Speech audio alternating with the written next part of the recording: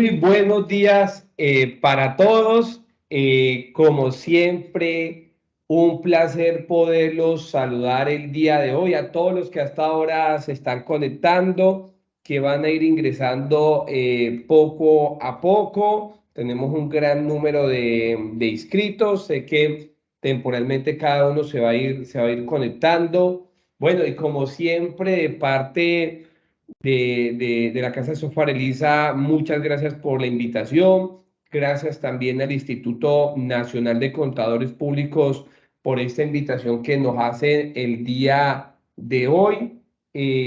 Así que de verdad que para mí es todo un privilegio poder, como siempre, compartir conocimiento con ustedes. Y hoy vamos a ver sin duda alguna uno de los temas que más está dando por hablar en este momento, que es la reforma tributaria. Por acá, por favor, vamos haciendo un poco de minutos, como diríamos acá, una pequeña introducción mientras se van conectando todas las demás personas. Yo les quiero contar que primeramente es para mí siempre muy gratificante compartir estos espacios con ustedes, manifestarles de antemano. Mi nombre es Roger Román Sánchez, yo soy socio de la firma Russell Bedford. Como siempre le manifiesto a un colega y un amigo, donde los pueden encontrar en múltiples canales. Siempre también invitarlos a que sigan las redes sociales de LISA, invitarlos a que se agremien a través de la Institución Nacional de Contadores Públicos, el INSP, que es uno de los institutos de mayor trayectoria a nivel nacional. Y como siempre, estos espacios académicos donde podemos compartir. Y hoy vamos a ver cuáles son los aspectos más importantes de esta reforma tributaria. A diferencia de muchos años, hay que reconocer algo positivo. Recordemos que Colombia es una reforma cada 2 años. Cada 2 años Colombia tiene una reforma tributaria, lo cual nos genera un problema muy serio de inestabilidad jurídica, sin contar de que muchas de estas han salido el último día o faltando un día para ya terminar el año. Esta ocasión, que ya esperamos que esta misma semana saliera la ley, según se manifiesta, no ha sido expedida. ¿Cuándo se entiende expedida una norma? Cuando ha tenido un elemento llamado publicidad. En este caso, la publicidad se da a través del diario oficial. A la fecha no ha salido esta ley. Ya sobre qué estamos trabajando, qué vamos a ver hoy, sobre lo que aprobó la Cámara de Representantes, lo que aprobó el Senado, lo que ya conciliaron sus diferencias y lo que entendemos es el texto definitivo marco de la reforma tributaria. Este texto marco comúnmente vuelve y lo revisa claramente el Departamento Legislador con el objeto de validar que no hayan errores de hierro o errores de una mala redacción, que por cierto hay que reconocer dentro de la 10ª lectura que le hemos dado a este documento, pues hemos encontrado que hay pequeñitos hierros que ojalá y antes de que sea expedida la puedan corregir para que después no tengamos que esperar un decreto de corrección de hierros que muchas veces pueden demorar un poco los procesos. Esta reforma tributaria, esta reforma tributaria tiene cosas muy buenas que vamos a ver al final, así que te tienes que quedar hasta el final. Vamos a ver cosas muy peligrosas, muy difíciles, y sobre todo vamos a ver que yo considero que esto es una norma que tiene muchos problemas de constitucionalidad en algunos artículos, como iremos a detallar uno por uno. Algo positivo, estamos a 30 de noviembre, tenemos un mes, contado un mes, para que hagamos todos esos elementos de planeación que tendremos para el próximo año, siendo un elemento de planeación muy importante y que tengan muy de presente la distribución de dividendos, validar ese capítulo donde lo veremos. Entonces, sin más preámbulo, creo que ya vamos teniendo como casi ese quórum que habíamos más o menos presupuestado, vamos a ir iniciando. Entonces, esta reforma tributaria, vamos a hablar de las cosas positivas, vamos a hablar de cuáles son los cambios, vamos a hacer al final unas conclusiones muy importantes, vamos a ver unos temas de facilidad de pago, tal vez hay unas temáticas que entendiendo que tenemos hora y media para un articulado de casi 100, por la reforma de casi 100 artículos, seguramente habrá algunas temáticas que vamos a pasar más rápidas que otras, seguramente en algunas profundizaremos más, entendiendo que la mayoría de las empresas o la mayoría de los usuarios que en este momento nos acompañan son en mi pyme. Entonces, sin más preámbulo, vamos a tratar personas jurídicas, naturales, ganancias ocasionales, impuesto al patrimonio y facilidades de pago, principalmente las vamos a tratar. Arranquemos con uno de los temas más polémicos, el tema de la tarifa del impuesto de renta y complementarios. Cuando uno hace un estudio de normas, hay que entender que hay una tarifa general, hay unas tarifas especiales y hay unas tarifas sectoriales. Fíjese cómo vamos comenzando a tener estos nuevos conceptos, tarifas generales, unas tarifas especiales y unas tarifas que podemos denominar sectoriales y pudiésemos a nivel doctrinal combinar estas dos.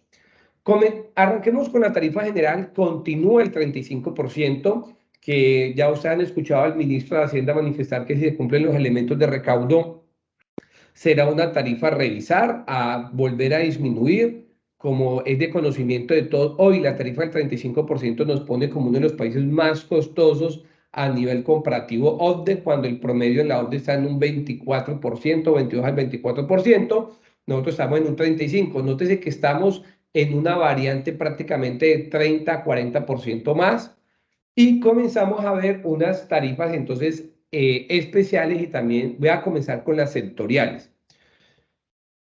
A nivel internacional y Colombia en particularmente se ha unido a esto, es que hay sectores que están teniendo utilidades superiores a las que económicamente su rendimiento les dado y que este mayor valor de utilidades se está generando es por efectos macroeconómicos.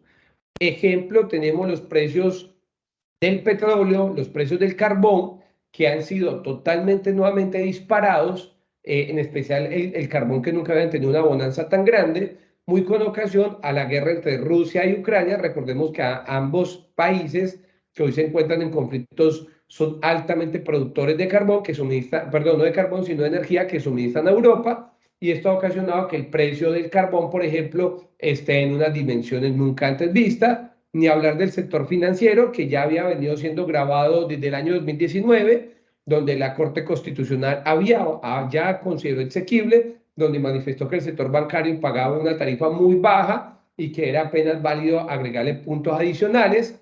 Entonces aquí vemos un primer problema que puede comenzar a tener esta norma y que seguramente irá a ser demandado ante la Corte Constitucional, es el tema de un principio de la igualdad, y es la igualdad transversal en materia tributaria. Se entiende que a mí me deberían de tratar igual como tratan a todos los demás.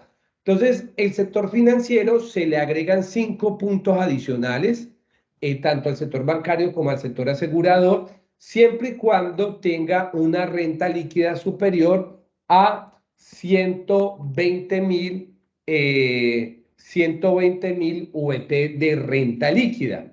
Es decir, no estamos hablando de cualquier entidad pequeña, 120.000 es un poco más de casi 5.000 millones de pesos, donde tendrá que pagar de forma anticipada y quiere decir entonces que el sector financiero tendrá una tarifa del 40%. Quedan unas tarifas especiales del 15% por edición de libro y 9% pues, de juego y suerte casual, cuando el Estado tenga el monopolio rentístico y tenga una participación superior al 90%. Otra sectorial muy interesante que encontramos es el tema de las hidroeléctricas. En el tema de las hidroeléctricas tenemos que también van a pagar unos puntos adicionales de 3 puntos a partir del siguiente año, es decir, van a quedar con una tasa del 38%, donde quedan unas fórmulas un poco incómodas acá decir, y que aquí comienzo con un primer elemento de constitucionalidad.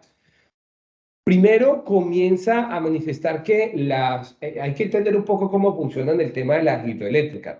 Hay que recordar que una cosa es el productor, es decir, el generador de energía, y otra cosa es el que transmite la energía, que es el que comúnmente conocemos del servicios públicos domiciliarios. Pero para no detenernos mucho ahí, porque sé que pues, estos son empresas muy puntuales que hay en el país, se comienza a manejar algo que se llama, dice, mire, estos puntos adicionales, es decir, estos 3 puntos adicionales va a aplicar cuando usted tenga una renta líquida agregada de 30.000 VT, algo más de 140 millones. Pero esos 30.000 VTs no lo va a calcular la sociedad, es decir, el contribuyente, solo el contribuyente, sino que también va a tener en cuenta los vinculados o va a tener unos vinculados económicos para sumar. Es decir, que si tenemos una matriz que tiene unas subsidiarias muy cercanas al sector y todo este sector supera 30.000 VT, le aplicarán los 3 puntos adicionales. Colombia en Colombia existe una política de ley que en materia tributaria se declara de manera individual. Aquí ya comenzamos a ver unos acercamientos a tipos de rentas consolidadas que realmente no se encuentra regulada. Prácticamente es de los primeros acercamientos que tenemos a ese tipo de cálculos. ¿Y por qué lo hago mención?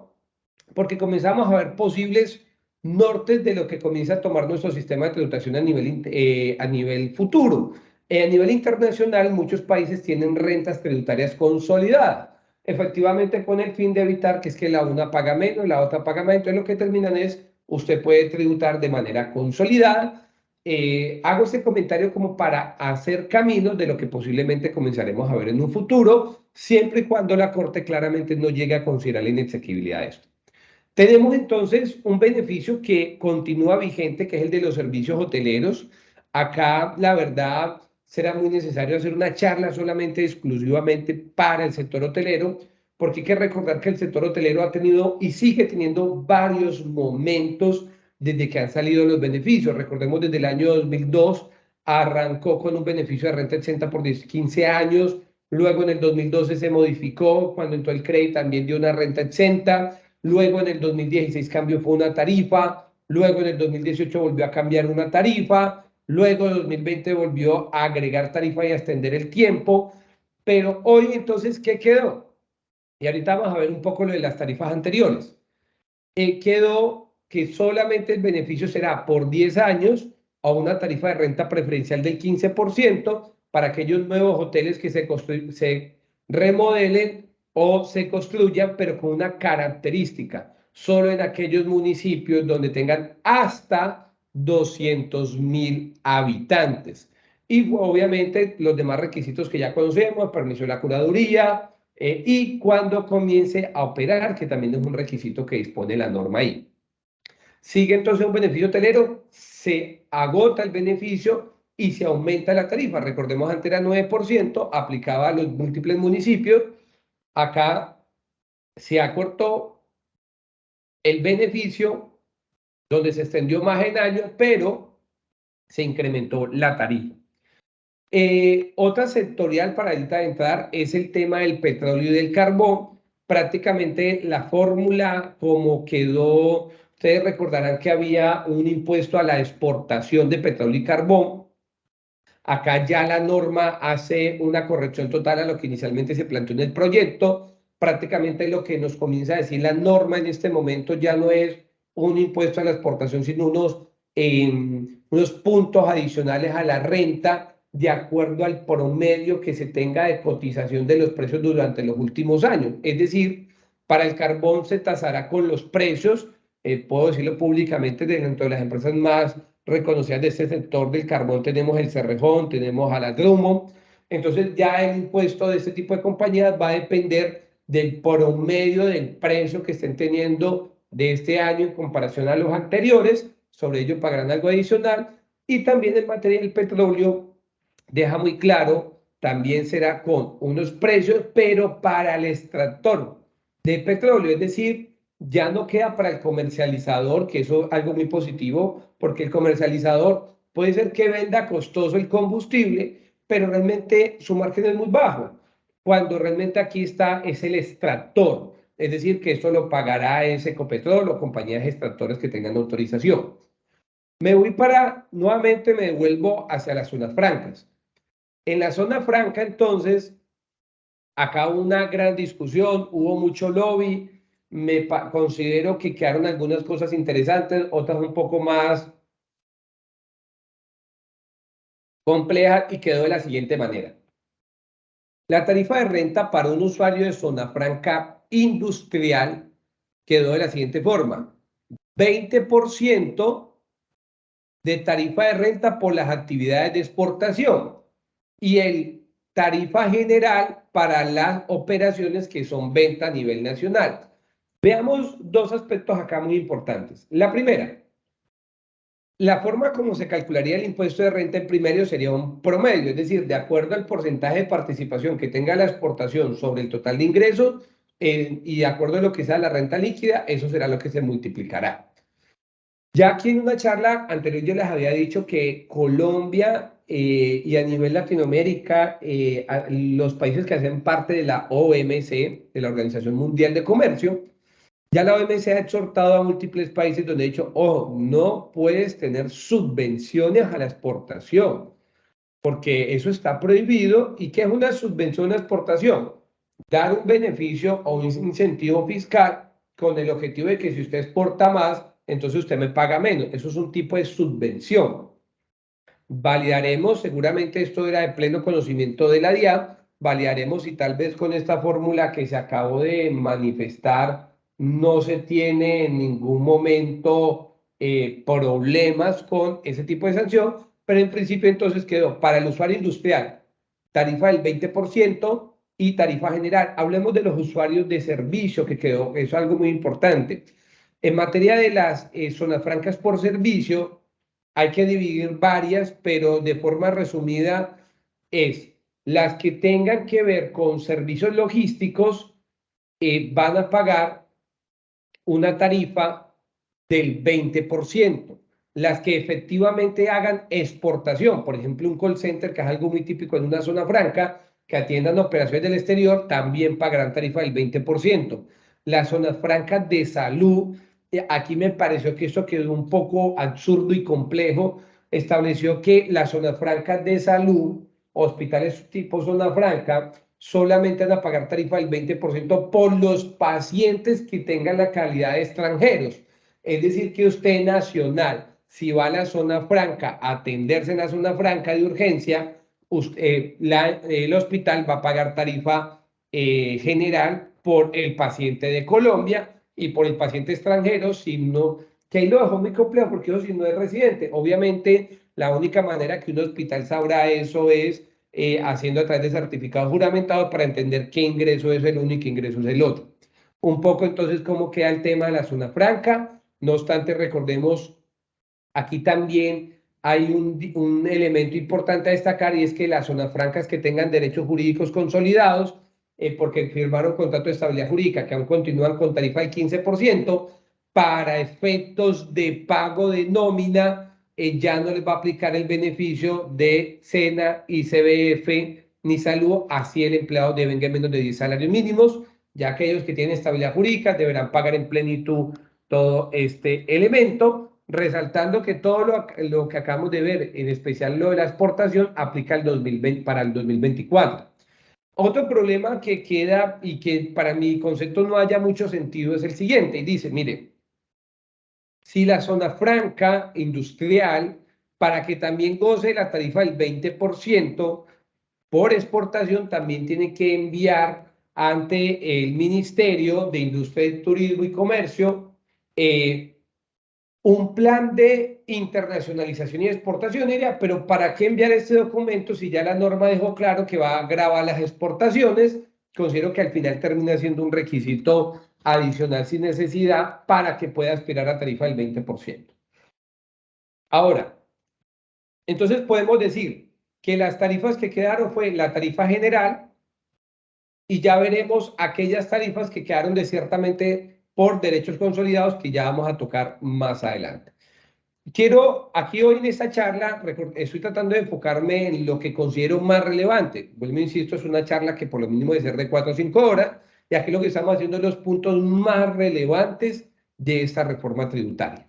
Otro elemento a considerar de esta reforma tributaria es la tasa de tributación mínima. Esto es un tema que considero, voy a hacer, porque esto de tributación mínima sí considero que debe tener una explicación bastante clara. A nivel internacional, hay un organismo multilateral que se llama o se denomina la OCDE. La OCDE, que es diferente a la OMC, tiene como objetivo ayudar a disminuir y ayudar a la disminución de la desigualdad y la prosperidad en los países, de forma general. La OCDE emite múltiples recomendaciones a nivel general, que muchas veces parten desde los mismos países desarrollados a países que están en desarrollo como Colombia. Y también a nivel internacional se crean políticas mancomunadas. Hay un elemento que ustedes lo pueden buscar que es el pilar 2 de la OCDE. El pilar 2 de la OCDE, que ustedes lo pueden buscar como tasa de tributación mínima internacional o tasa de tributación mínima, pilar 2 OCDE, sugiere que las multinacionales que tengan ingresos superiores a 750 millones de dólares, estamos hablando de un grupo internacional muy grande, 750 millones de dólares es casi un billón de pesos actualmente, que están en múltiples países con el fin de que no erosionen la base gravable, porque pueden estar en paraísos fiscales, en países con baja o nula tributación, se establezca un piso de tasa de tributación mínima del 15%, lo dice el Pilar 2. Colombia, no podemos decir que Colombia tomó ese consejo, porque considere que se aleja tanto lo que normativamente estamos viendo de Colombia,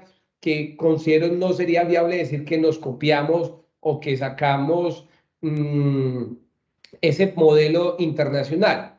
Pero si lo quisiéramos traducir en palabras muy castizas, hemos tomado de cierta manera algunas cosas de ese pilar 2 y la hemos adaptado de una forma criolla o particular o a lo colombiano en nuestro sistema tributario. ¿Qué quiere decir esto? Que primero, esta tasa de tributación mínima aplica a cualquier persona jurídica. Cualquier persona jurídica contribuyente aplica.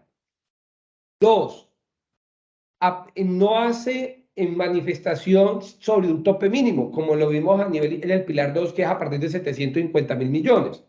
Realmente no lo hace y acá lo coloca para toda la sociedad, desde la más pequeña hasta la más grande. Y nos dice, mira, ¿y quiénes quedan sujetos? Los que aplican tarifa especial del artículo 240, que es tarifa de renta y las zonas francas. Y prácticamente nos da una fórmula que tiene un grave problema porque es una fórmula que parte de la utilidad contable. Ya hemos aprendido durante estos 5 años mucho el elemento de la conciliación fiscal. Y lo que nos dice es, mire, el impuesto depurado, divídalo sobre la utilidad contable depurada. Esa utilidad contable depurada, que no es más sino eliminarle las diferencias permanentes, como lo estamos viendo acá, veámoslo de una forma muy sencilla. Se coge el impuesto neto de renta. El impuesto neto de renta, recordemos que es el impuesto básico después de descuentos tributarios. El impuesto neto de renta.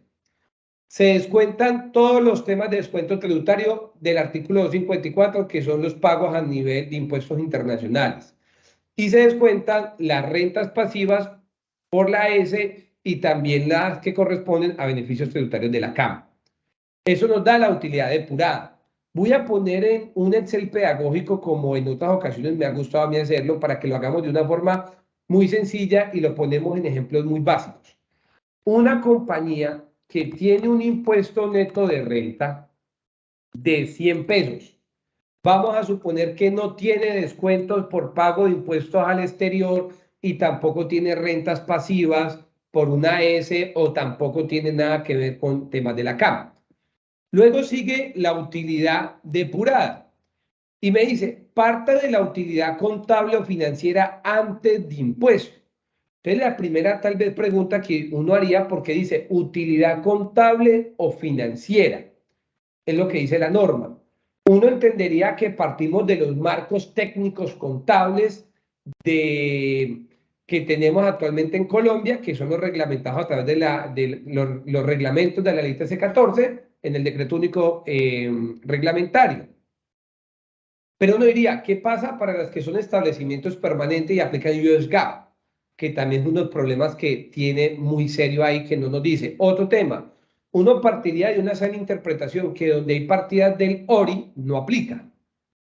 Uno entendería que habla solo del resultado, pero recordemos de que la norma contable nos habla de utilidad contable ante el impuesto, la norma internacional nos habla de el resultado integral ante el impuesto.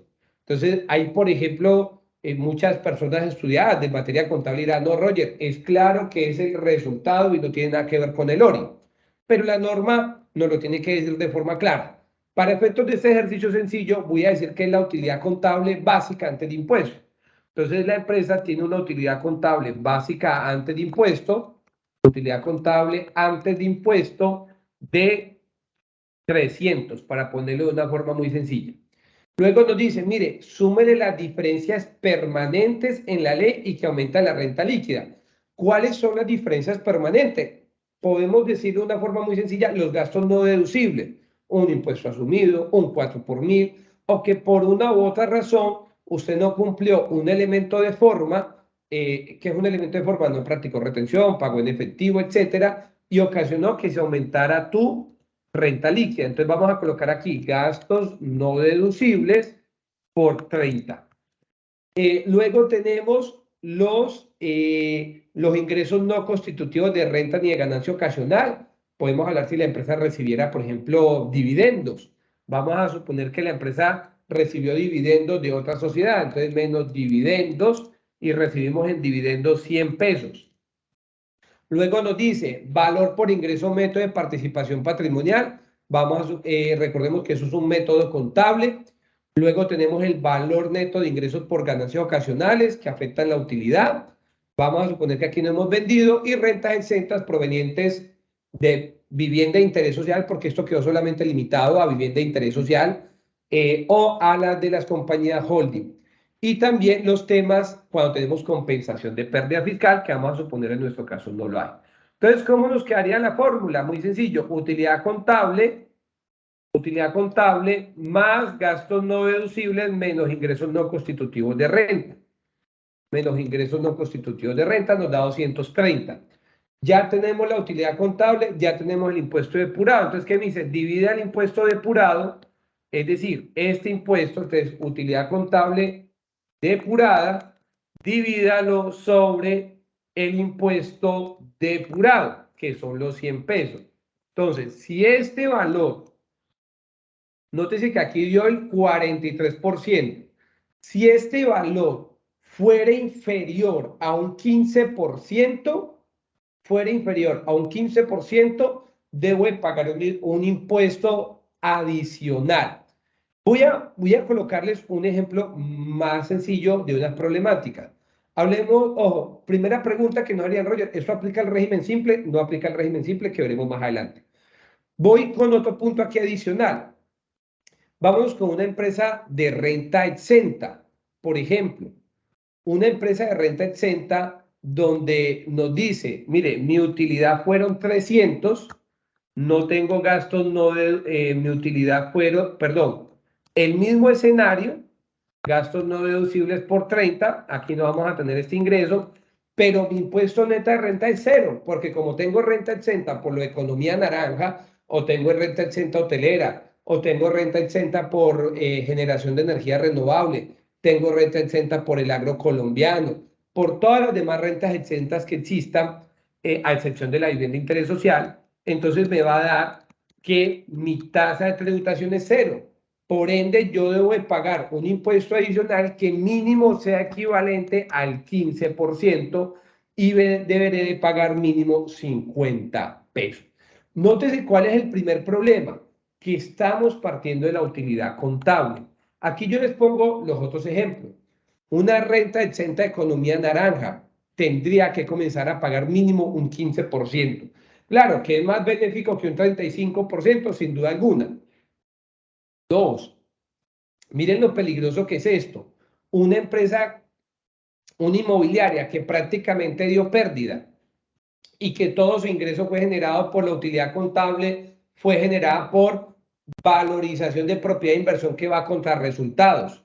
Entonces tenemos acá una utilidad contable de 100 que solo fue generada por la por utilizar el método no método de revaluación, sino el método de valoración de esa propiedad de inversión que me genera un ingreso por medición a valor razonable.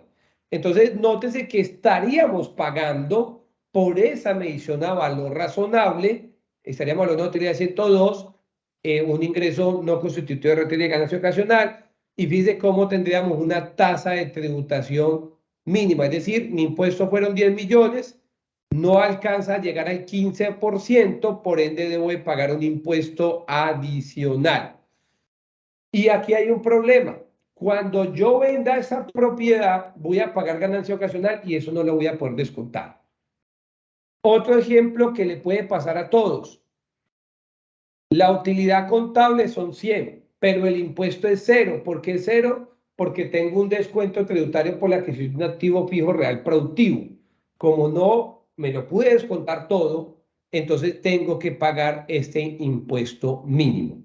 Nótese entonces que este impuesto mínimo tiene muchos elementos que aún no sabemos. Primeros problemas que tiene el impuesto mínimo alternativo. ¿De cuál utilidad contable partimos? ¿Cuál utilidad contable partimos? Ya sabemos que es antes de impuesto, pero la del ORI, con la del ORI el resultado integral antes de impuesto o el resultado normal.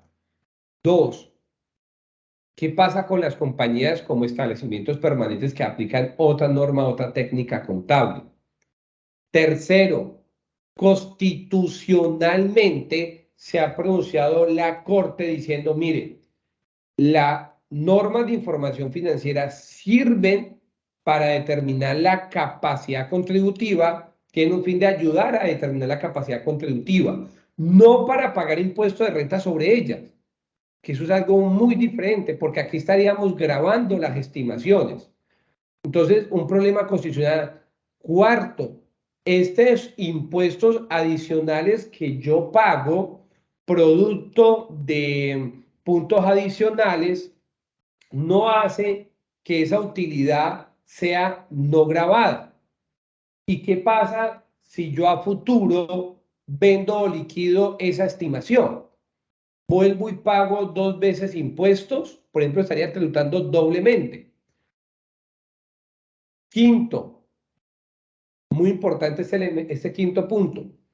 ¿Qué pasa si yo declaro en el año 2023 renta, pero en el año 2024 yo me doy cuenta que cometí un error en mis estados financieros? Bajo norma contable es prospectivo. Bajo norma fiscal 290 al 291 me dice, no, usted tiene que devolverse a corregir. Entonces tengo que corregir mi contabilidad y por ende tendría que corregir mi renta, porque puede ser que me dé puntos adicionales o puede ser que baje. Sexto, si nuestro sistema tributario ya era complejo, ahora sí lo terminamos de volver más complejo. Porque imagínense un pequeño contribuyente que por una u otra razón no puede ir al régimen simple, no le conviene ir al régimen simple, se va acá, tendría que hacer estas determinaciones. Uno diría, Roger, va a ser sencillo porque este cálculo lo va a hacer automático el reporte de conciliación fiscal. Listo, pero recordemos de que todos no están obligados a reportar el tema de conciliación fiscal. Uno de los problemas que tiene. Entonces, esto para que lo tengamos desde ya muy presente. Y el séptimo punto, y ya vamos a entrar a ver eso, lo de los derechos consolidados. ¿Qué pasa, por ejemplo, una empresa como Economía Naranja, que le están diciendo que le van a respetar el derecho, van a ponerlo a tributar? Entonces, es uno de los elementos, una de las problemáticas que le estamos viendo a este tipo de compañía, perdón, uno de los problemas que le estamos viendo a este tema de la tributación mínima, que por cierto saludo en este momento, tenemos a más de 600 personas conectadas, como siempre, de verdad que es un gusto, siempre me encanta ese nivel de convocatoria que tiene Lisa, un nivel de convocatoria muy buena, siempre digo que lo que yo debería hacer tal vez mostrarles mis dotes artísticos, tal vez cantarles acá y en vez de hablarles de todo esto de tributación mínima. Entonces, economía naranja o otros elementos de renta exenta, o por ejemplo, miren lo de la adquisición de activo fijo real productivo, queda muy limitado con este tema de la tributación, que vuelvo y digo, tiene, ya les voy enumerando casi 8 problemas que tiene este nuevo impuesto mínimo, que considero lo más sensato y esperemos que así sea la Corte, por poner a tributar sobre bases contables llegue a considerar esto, porque esto es una intromisión de normas. Recordemos que en materia jurídica, nosotros todas las normas que hay en materia internacional las traemos bajo decreto reglamentario y esto ocasiona de que nuestra dependencia normativa, aunque nosotros la revisamos de cierta forma, esté sujeto a unos parámetros internacionales. Entonces, acá esperamos que la Corte pueda revisar esto muy detalladamente. De verdad que esto vuelve complejo. Hay muchos elementos a tener en cuenta acá. Listo. Voy a avanzar un poco más rápido, que era la parte más importante que yo les quería contar. Tarifa de rentas que quedaron derogadas y aquí voy a explicar un elemento muy importante y es que hay unas derogativas muy grandes, como por ejemplo el tema del régimen cese. No obstante, queda vigente el régimen cese para hasta el año siguiente para Buenaventura, para acceder Buenaventura y para acceder Barranca Bermeja. Los otros departamentos, como lo fue Norte de Santander, como lo fue La Guajira, como fue Arauca y algunos municipios como Armenia y Quibdó, recordemos que el plazo terminó fue en mayo del año 2022, entonces ya de cierta forma para el se había acabado, continúa vigente esta norma por 10 años, va a continuar vigente, a pesar de que fue derogada. El transporte marítimo internacional, que valga la pena reconocer esto a Russell Bedford, y particularmente el suscrito ayudó en la redacción de este tema del transporte marítimo internacional del 2%. Lastimosamente, en tan solo un año es derogada esta norma. Esto acá pues sí no hay una norma de transición, ya queda prácticamente derogada para el siguiente año. Mega inversiones también queda derogada. Recordemos que acá fueron pocas las compañías que accedieron, que tenían que invertir casi 1 billón de pesos, pero les daban contrato de estabilidad jurídica. Continuarán pues por lo que perdure el contrato de estabilidad jurídica. La ley de turismo, los que se alcanzaron a coger a tarifa preferencial seguirán con los beneficios, igual las rentas exentas. Y también las zonas francas unipersonales que hayan suscrito, pues, o tengan contratos de estabilidad jurídica, continuará vigente, pero ya quedaron totalmente derogados. Y aquí entonces voy a hablar de lo siguiente. El último artículo, que es el de vigencias y derogatorias, establece algo que ya lo sabemos, pero que bien hace de manifestarlo con el fin de evitar problemas futuros. Y lo que dice es, mire, todos los beneficios tributarios que estén jurídicamente consolidados. ¿Qué es jurídicamente consolidados?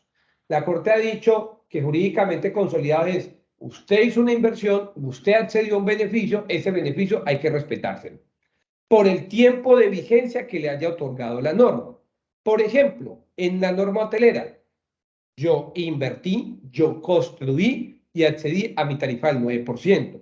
Aunque ahorita me la están derogando o modificando, ese periodo por el cual la norma inicial me lo estableció va a encontrarse vigente o va a seguir vigente por el tiempo que dure este beneficio. Entonces, esta norma, estas derogatorias, hay que revisarlas con mucho detenimiento para aquellas normas donde aún va a continuar la vigencia. Tenemos otra limitación de beneficios tributarios. Ojo, ya vimos tasa de tributación mínima, ahora tenemos una limitación de beneficios tributarios. No es para todos, es para unos muy puntuales que nos dicen, miren, algunos beneficios no pueden exceder más del 3% de la renta líquida una vez aplicados estos beneficios. El cálculo es muy sencillo. Coge la renta líquida gravable, le suma el valor de las deducciones por beneficio y ese valor lo multiplicamos por el 3% y los beneficios no pueden pasar de este tope. Es decir, como lo vemos acá en la fórmula, la renta líquida gravable, le sumamos unos beneficios muy puntuales y estos beneficios pues no pueden pasar del 3%. ¿Cuáles son esos beneficios? Deducción de educación a empleados, mujeres víctimas por la violencia, inversión en infraestructura de espectáculos públicos, las donaciones a la SAL, de becas a Coldeportes. Prácticamente y hay uno muy interesante, descuento tributario por el medio ambiente. Uno hubiese esperado pues, que este gobierno le ha apostado mucho al medio ambiente, no hubiera quedado incluido en esa tasa mínima. Prácticamente, ejemplo, un tema de una donación a una entidad sin ánimo de lucro cada día es más agotante, porque recordemos que cuando se dona solo me dan el beneficio del 25%, no puede ser el 25% de la renta líquida y ahorita no puede pasar del 3% total de la renta líquida. Es decir, cada día que ese tipo de beneficios a ESAL terminan siendo muy disminuidos. ¿Cuáles otros beneficios tributarios fueron derogados? Las rentas exentas de economía naranja. Como les comenté, estos ya también había terminado la oportunidad de ser hasta el 30 de junio del 2022, pero el problema es que quedan con la tasa de tributación mínima, sigue vigente por 5 años más, a pesar de que fue derogado, igual con el acceso al desarrollo del campo hasta el 31 de diciembre del 2022, le aplica tasa de tributación mínima. El tema forestal va a seguir aquellos que ya también termina esta renta exenta y pues tienen la oportunidad del derecho jurídico consolidado, es que si ellos tienen el certificado de aquello donde van a hacer forestación, pues van a continuar con el beneficio, igual el transporte fluvial. Y bueno, acá otro importante a resaltar son los días sin IVA, que ya se nos fueron los días sin IVA, o sea que si ustedes tenían pensado ahorita en diciembre comprar también por ahí salió un decreto reglamentario en el cual busca que no haya un día sin IVA. Si sale esta norma antes de eso, definitivamente pues el decreto ya no tendrá sentido, pero si la norma sale antes de ese día, que no recuerdo qué día de diciembre es, que es de esta semana o la otra, pues prácticamente ya no tendremos el último día sin IVA. No sabemos, yo considero, si ustedes me preguntan, yo considero que no va a haber día sin IVA. Pero también digo, si uno es consciente, creo que se está muy mal en decir a esta altura, faltando 2 días, empresas que se hicieron importantes importaciones esperando ese gran día en venta, creo que, creo que estaría muy mal de parte del gobierno y puede ser un mal mensaje a los comerciantes. Así que yo creo que hay una indecisión, si va a haber o no va a haber día sin IVA. Uno muy importante que se da de manera general es el 50% del impuesto pagado de la industria y comercio que se podía tomar como descuento tributario. Ya definitivamente va a quedar simplemente como una deducción. Algunos tal vez se preguntarán, Roger, ¿el industria y comercio este año me lo puedo tomar como un descuento tributario? Para mi concepto, sí, totalmente te lo podrás contar. Ya en los años siguientes, sí, no se podrá tomar este beneficio. Obviamente, algo que se discutió mucho, las regalías no serán deducibles, se modifica aquí de pronto a resaltar un poco, simplemente para la GESAL, se extiende el plazo de actualización hasta el 30 de junio, algo positivo para las entidades sin ánimo de lucro que no tuvieron mayor modificación. Voy acá con renta persona natural, porque quiero tratar de llegar a los beneficios tributarios. A los beneficios tributarios. Entonces, vamos a hablar a renta persona natural. Podemos decir en renta persona natural, son muchos y pocos los cambios. Podemos decir que son 3 cambios, pero esos 3 cambios hacen que sean muchos. Vamos a hablar de ello. ¿Cuáles son los cambios más importantes? Primer cambio importante, se disminuye la renta exenta del 25% que me trata el numeral décimo del artículo 206 de 2.880 VT al año a 790 VT al año. Esto que hay que recordar el génesis del 25%. El 25% es lo que conocemos como el mínimo vital de una persona natural. Es decir, si yo me gano, devengo 10 millones de pesos, tengo una renta exenta del 25% porque se entiende que esos 2.500.000 es lo que yo necesito para comer, para subsistir. Por ende, eso no es gravado.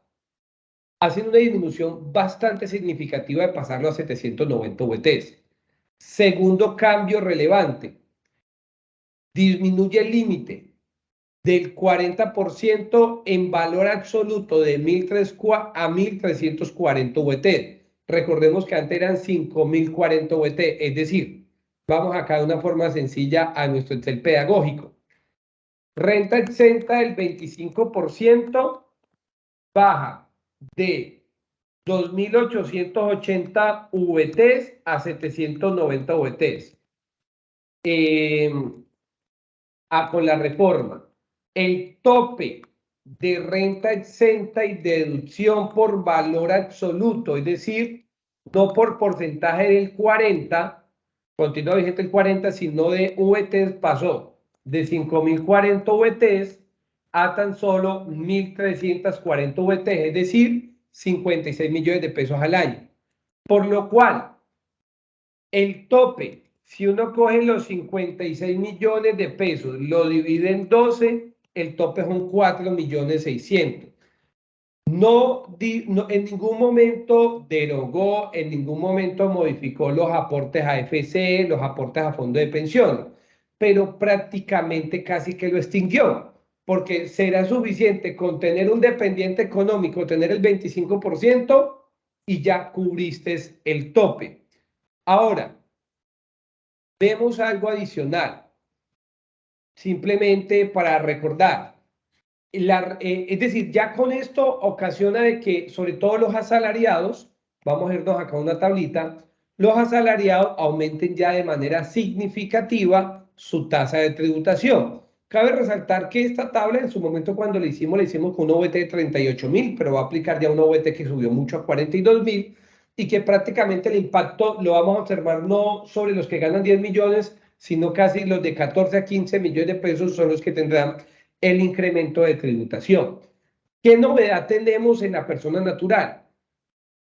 Primero, también se elimina ese tema de certificarlo de los dos trabajadores. Esto lo quiero explicar de una forma muy detallada. Lo de los dos trabajadores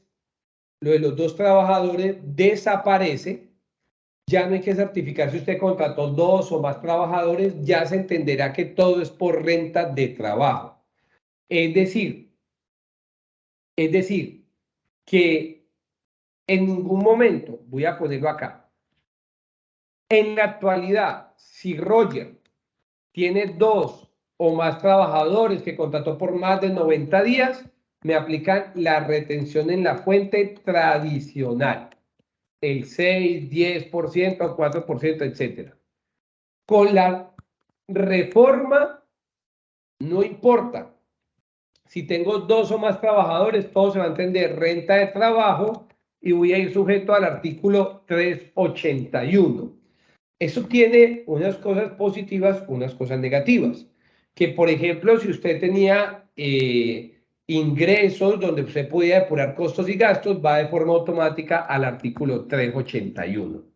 Es un problema que va a haber a futuro, sobre todo los que tengan altas remuneraciones. Por ejemplo, Roger Román hace una asesoría a título natural de 30 millones de pesos, ya voy al artículo 381, tendría que informarle mis costos y gastos al agente retenedor para que me haga una retención más justa.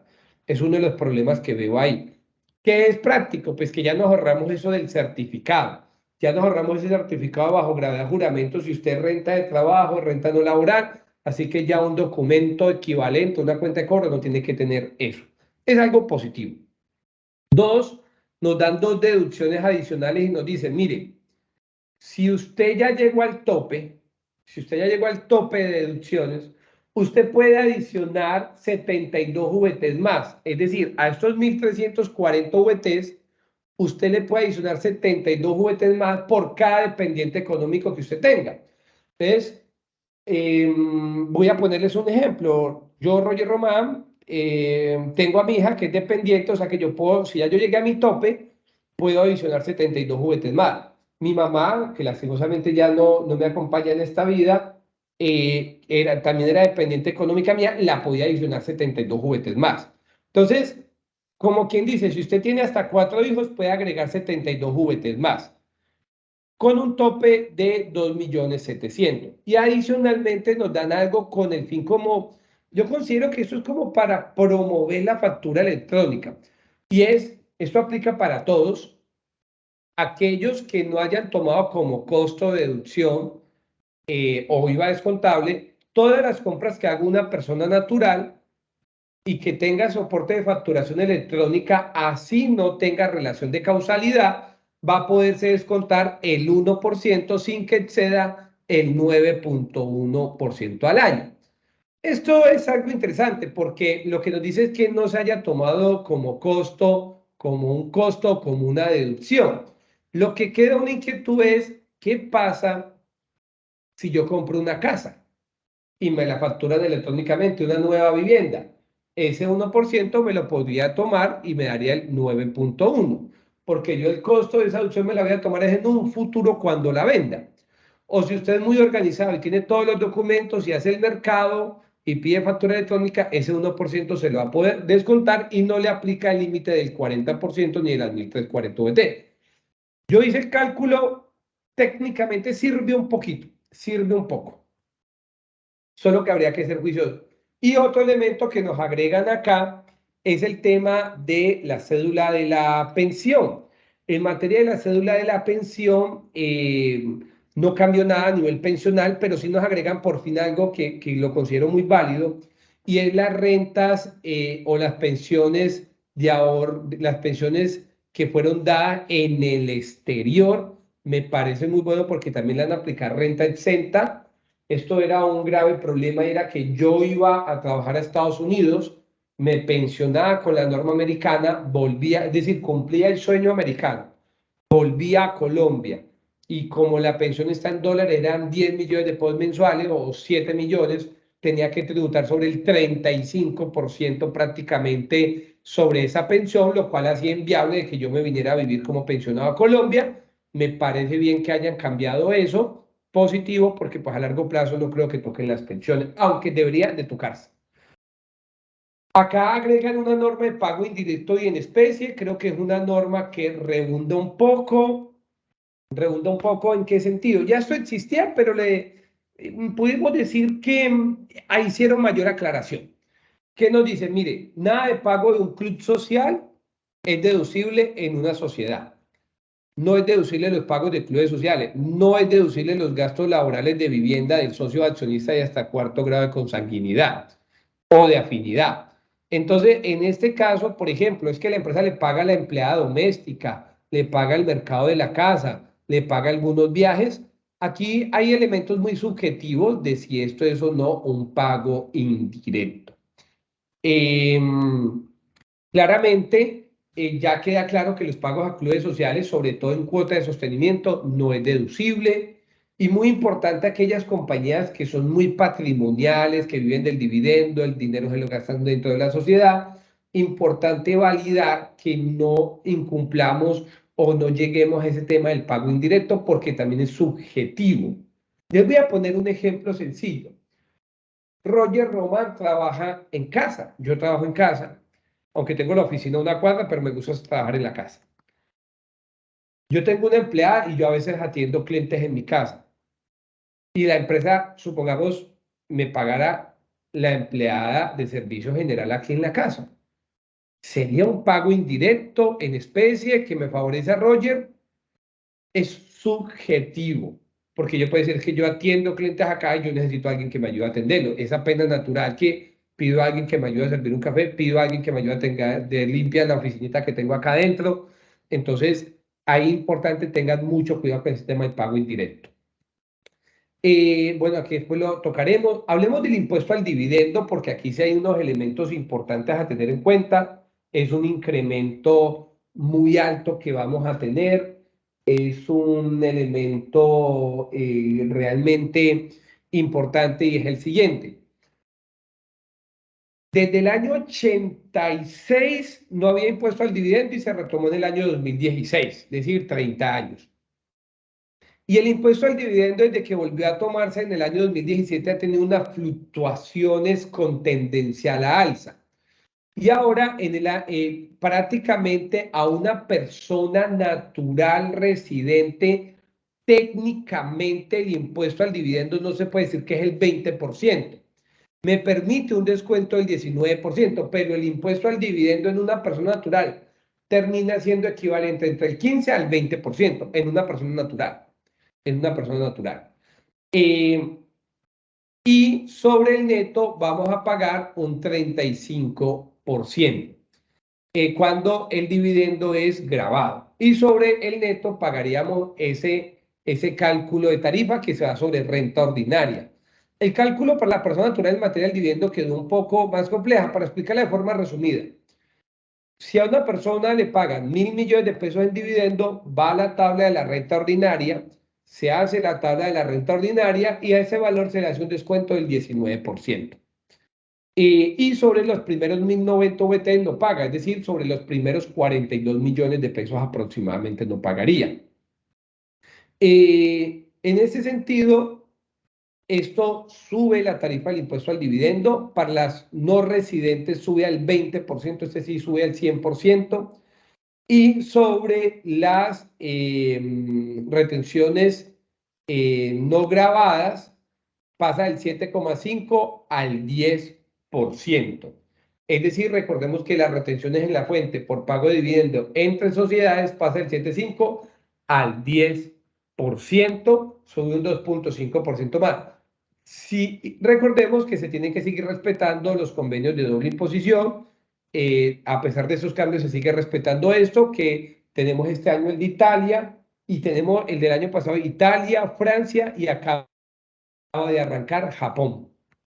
Y acabo de arrancar ahorita en septiembre el convenio con Japón, al comienzo su vigencia. Aquí, ¿qué quiero decir en dividendos? Si la compañía comúnmente distribuye dividendos, recomendación, distribuye el dividendo.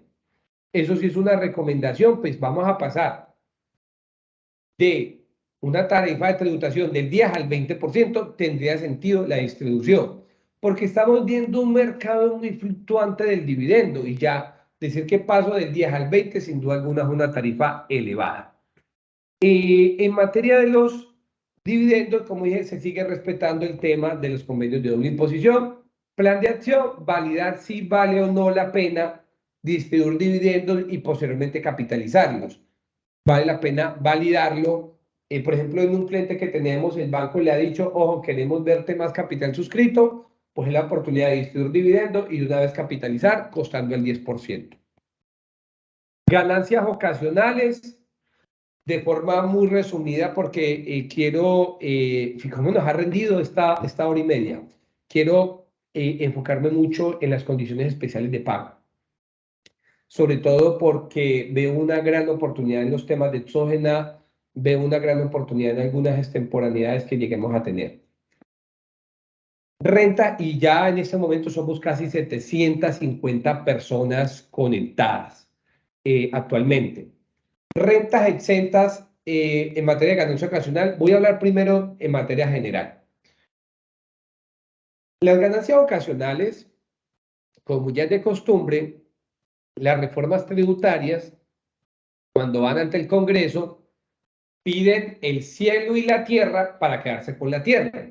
Ustedes recordarán que cuando fuimos a ganancias ocasionales pasaban a renta ordinaria, se hizo una negociación y terminó del 10 al 15%. Hay que reconocer que en otros países la tarifa por ganancia ocasional es más alta. Hay que reconocer. No obstante, siempre vamos con el discurso, bueno, pues que tal vez en otro país donde yo pago el 35 tengo unas mayores prebendas del Estado, una mayor seguridad, etcétera. Pues la discusión disyuntiva de siempre. El caso es que acá, lo primero que hay que decir es que la tarifa de ganancia ocasional cambió de un 10% a un 15%. Un elemento importante a recalcar acá tiene que ver con este incremento de la tarifa de un 50%, pone tres elementos importantes. Primero, si tienes una sucesión, liquidarla ya. Liquidar ya en este momento me ahorra un 10, me ahorra un 5%, que es un 50%. Dos, si estás en un bien inmueble que estás pronto a vender, cerrarlo. Y tercero, si estás pensando en alguna planeación tributaria que tiene que ver con ganancia ocasional, tienes que ejecutarla ya. Y yo aquí sí no estoy tan de acuerdo. La lotería está en un 20 y pasó un 25%. Una persona, aquí yo hubiera hecho esto escalonado, porque no es lo mismo una persona que gana en una rifa 100 que la que se gana el baloto. Es que la que se gana el baloto, creo que hace poco cayó aquí en Barranquilla, fueron 9.000 millones de pesos. Esa persona puede pagar el 39%. Es que no tenía nada, se lo ha ganado. Es más, si yo, Roger, me cayera el baloto de los 50.000 millones de pesos, con mucho amor pagaría el 50% del impuesto. Es que me he ganado una suma a tal punto que no tenía, que fue totalmente ocasional, que no tendría problema de pagar el 50% porque es una rifa que al final pues considero es totalmente válida. Ahora, ¿qué cambió en las rentas exentas? Una muy importante que es la indemnización de seguros de vida, que considero esto era una norma que tenía que haber tenido un año de transición. La indemnización de seguros de vida desde el año 2016, antes era totalmente exenta, se grabó a 100, antes eran 400 millones y ahora pasó a 123 millones de pesos. Este seguro de vida, ¿por qué digo que no es oportuno? En este momento Colombia ha tenido más de 140.000 fallecidos a razón del COVID, muchos tal vez con seguros de vida. Es un seguro de vida muy bajo de 123 millones de pesos, donde tal vez una familia que dependía solo de una persona, porque esa es la esencia del seguro de vida, es decir, Roger Román, ejemplo, tiene un seguro de vida a mi hija, y si yo llegase a faltar, pues mal haría en quitarle el 15% de ese seguro de vida que va a ser con lo que va a tener su dependencia económica posiblemente a futuro. Entonces, acá creo que fue inoportuno el momento en que se hizo. Baja 123 millones de pesos la renta exenta, es decir, que los seguros de vida a partir de 123 millones pagarán ese impuesto. Las sucesiones o las donaciones, aquí hay algo bueno. Primero se pasa, la vivienda habitación queda en 7.700 VT, pasa a 13.000 VT. Esto es muy positivo y tiene pleno sentido, muy con ocasión a los temas de inflación. Es que si usted toma una vivienda de interés social, que hoy están en 100 y que fueron construidas hace unos años, cuestan 200 millones de pesos. Entonces, acá se sube la base a 13.000 VT, me parece muy positivo, que hay que recordar que esas 13.000 VTs no es por cada beneficiario o heredero, es el valor global que habría que repartirlo entre todos los herederos. Por ejemplo, una familia que tiene 4 hijos, esos 13.000 lo tendrían que repartir entre los 4.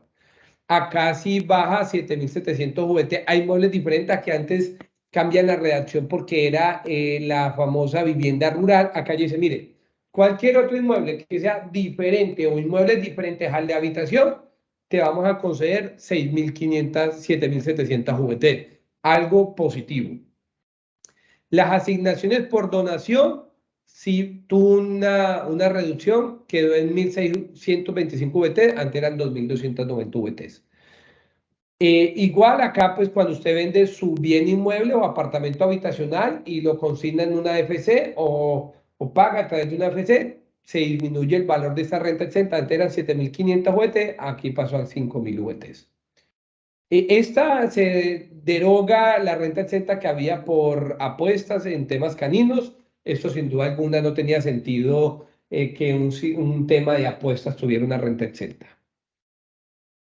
Aquí está un tema que me adelanto un poco, quise tocarlo en este momento porque se revive algo que es el famoso impuesto de timbre. Se nos revive artículo 519. El impuesto de timbre hoy existe para algunos elementos de actuaciones, de registro público y eso. Acá se revive y muy peligroso para el sector inmobiliario, sobre todo para los que venden inmuebles o los que pretenden hacer venta de bienes inmuebles. ¿Qué nos dice la norma? Mire, cuando usted enajena un inmueble que es superior a 20.000 VTs y de forma concurrente con el gasto de registro, y que es a través de escritura pública, va a pagar por los primeros 20.000 VT 0%. Por 20.000 VT a 50.000 VT el 1.5, restando los primeros 20.000. Y tenemos que después de 50.000 VT vamos a pagar el 3% por gasto de registro, restando los primeros 20.000 y 50.000 VT. Varios elementos de la norma. Dice que sean enajenación, no dice aporte. Por ejemplo, o sea que si yo aporto un bien inmueble a una sociedad, no pagaría ese gasto de registro. Si yo dono, uno entendería que no es una enajenación. Si yo aporto a un patrimonio, a un PA, un patrimonio autónomo, un contrato de fiducia mercantil, un inmueble y vendo los derechos fiduciarios, tampoco pagaría impuesto al registro, pero se nos revive un impuesto al registro bastante oneroso. Vamos con impuesto al patrimonio, un impuesto al patrimonio que tuvo muchas discusiones, que a nivel por ejemplo, ayer hablaba con un tributario de Chile, que en Chile también está pronto a salir la reforma tributaria de este nuevo presidente Boris, muy marcado a nivel público en línea izquierda, que el impuesto al patrimonio comienza en 5 millones de dólares. Es que un patrimonio de 5 millones de dólares en Colombia son 30.000 millones. Son más de 30.000 millones. En este caso, tenemos entonces 15.000 millones, perdón, serían 5 millones de dólares, 15.000, sí, se me fue la tabla de multiplicar. Acá arranca a partir de 3.000 millones, 2.700 millones para este año, para el próximo año van a ser 3.000 millones de pesos. ¿Quiénes son sujetos pasivos? Las personas naturales, como ya hemos venido viendo en los últimos años, y las personas sin residencia en el país por las inversiones que tengan, o las personas jurídicas extranjeras que tengan bienes suntuosos diferentes a portafolio, acciones o a inversión. Puedo detraer de la base gravable del impuesto al patrimonio, está conformado por el patrimonio líquido, menos la casa habitacional donde se viva, menos aquí hay dos bases gravables especiales. Tres bases gravables especiales. Primera, aquí voy a hacerla muy sencilla. Vamos a suponer que tenemos un patrimonio líquido de 5.000 millones de pesos para mostrarles un simple ejercicio. Este patrimonio líquido de 5.000 millones de pesos me dice, puedo descontar menos la casa habitacional. Vamos a suponer que no hay deuda, para que sea muy sencillo este ejemplo. No hay deuda, podemos descontar los primeros 456 millones de pesos, los primeros 456 como casa habitacional. Luego me dice, mire, si usted tiene acciones, que cotizan en bolsa, en una bolsa de valores públicas, usted va a tomar el promedio del valor de mercado del año inmediatamente anterior. Entonces, supongamos que dentro de estos 5.000 está conformado de esta manera. Está conformado por inmuebles, por 4.500 millones de pesos, esto para que ustedes más o menos vean el cálculo, menos unas acciones que cotizan en bolsa que les costó 500 millones de pesos, y unas acciones que no cotizan en bolsa, que también costaron 500 millones de pesos. Hasta acá nos da el patrimonio líquido. ¿Qué nos dice? Base para acción que cotiza, coja el promedio del último año de cotización. Esto tiene sus pros y sus contras. Puede ser que sea más el valor de cotización o sea menos el valor de cotización. Supongamos que el valor es más, entonces el valor de cotización de esas acciones hoy, este es costo fiscal, pero el costo o el promedio de valor de esa acción durante el año gravable anterior, es decir, 2022, es de 1.000 millones de pesos. Entonces, acciones que cotizan en bolsa, ya no es de 500, sino que es de 1.000 millones de pesos. Entonces vamos a poner acá que hay un valor adicional de de 500 millones de pesos. Aquí es menos y aquí es más. Luego tenemos unas acciones que no cotizan en bolsa. ¿Qué me dice la norma?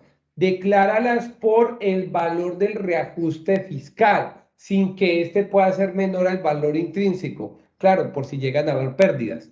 Entonces, resulta que estas acciones yo las compré en el año 2002. Entonces, tengo que calcular el valor del reajuste fiscal, que del 2002 al 2020 son 20 años. Vamos a suponer que en reajustes fiscales son otros 500 millones de pesos por reajuste fiscal de las acciones que no cotizan en bolsa. Entonces, también me dice, mire, lo que son las FI o las figuras internacionales, realícelo por el método de transparencia fiscal. Aquí ese no lo vamos a tocar hoy. Entonces, mi base gravable especial o mi base gravable es base gravable son 5.544 millones de pesos. Me voy a la fórmula, me dice, mire, pase esto VTs, vamos a suponer que la VT para el otro año quedó en 42.000 pesos. Entonces, esto menos 40, esto dividido 42.000 pesos VT, me da 132.000 VTs. Es decir, que él está en este rango del 1%. ¿Qué me dice? Reste las primeras 122.000 VTs. Fíjese que no termina siendo de cierta manera tan gravoso para los patrimonios de hasta 10.000 millones. Ya de 10.000 millones en adelante sí termina siendo muy gravoso. 132.000 VTs menos 122.000 VTs por el 1%, más 250 VTs. Esto por 42.000 que está el VT. Este sería el impuesto al patrimonio por año. Cuando uno lo mira de esa manera, porque recordemos que está siendo escalonada la tarifa, está siendo gradual, tarifa gradual, pues uno diría, por tener un patrimonio de 5.000 millones, pagar 14 millones de pesos, podemos decir entre comillas que puede ser tolerable. Pero de cierta manera uno dice, oh, pero es que aquí tengo puros inmuebles y por estos inmuebles pago también impuesto predial. Entonces estoy pagando sobre un mismo 2 veces la tarifa. Entonces, es la manera como hemos de calcular la base gravable especial. Y la norma también nos colocó una norma antievasión, que creo que considero es una norma más bien de asustar. Y de decirle a ella, vaya a revisar. Si usted disminuye su patrimonio, pues también la DIAN va a revisar por qué disminuyó el patrimonio y si hay alguna medida antievasiva. Régimen simple de tributación. Mire cómo vamos de interesante con esta reforma tributaria. Régimen simple de tributación, varias modificaciones importantes que le hacen a este régimen, muchos elementos interesantes a resaltar acá. Primero, la disminución de las tarifas para todos los grupos. Para los minitenderos y peluquerías disminuye del 11% al 5.6% como tarifa máxima. Disminuyó la mitad, es que era apenas lógico, era muy alto. Nótese que un tendero que pague el 5.6% es una tarifa muy competitiva y más que no tiene temas de IVA. Así que un tendero no debe de pensarla dos veces, debe de ir al régimen simple con total recomendación. Dos, el tema de las actividades comerciales o el grupo residual, que es el grupo 2, disminuye del 5.4 al 4% como tarifa máxima, una tarifa realmente muy competitiva. Los servicios profesionales de consultoría también bajan del 7, aquí sí hay un cambio grande, bajó la tarifa al 8.3, pero solamente van a poder estar ahí los que tengan ingresos hasta por 456 millones de pesos, es decir, ya no se puede los 100.000 VT, solo 12.000 VTs. Las actividades de expendio y comida y transporte también bajó del 7 al 4,5 y se agregó un nuevo grupo que es el de educación y salud humana, es decir, para las IPS y para los colegios al 5.9, que también es una buena tarifa, También se crea un sexto grupo especial para el sector del reciclaje, que valga la pena decir que Russell Bedford y aquí el suscrito tuvimos la oportunidad de participar en la redacción de apoyar en la redacción de estos artículos del régimen simple de tributación, y el sector del reciclaje queda en tarifa del 1.62%. ¿Qué cosas adicionales vemos? Se les agrega la obligación de ya presentar declaración de activo en el exterior, se les agrega la obligación de, obviamente, si se presenta la declaración anual sin pago total, se entiende no presentada, se entiende ineficaz.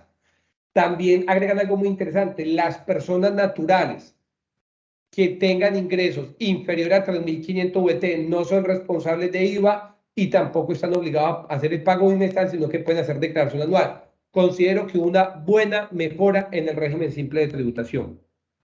Así es como quedan los grupos y las tarifas de acuerdo a rango de ingresos, que de verdad que quedaron tarifas muy competitivas, lo habían dicho públicamente, no vamos a hacer reducción en tarifa de renta general, pero sí lo vamos a hacer en materia del régimen simple de tributación, sí vamos a hacer mejoras.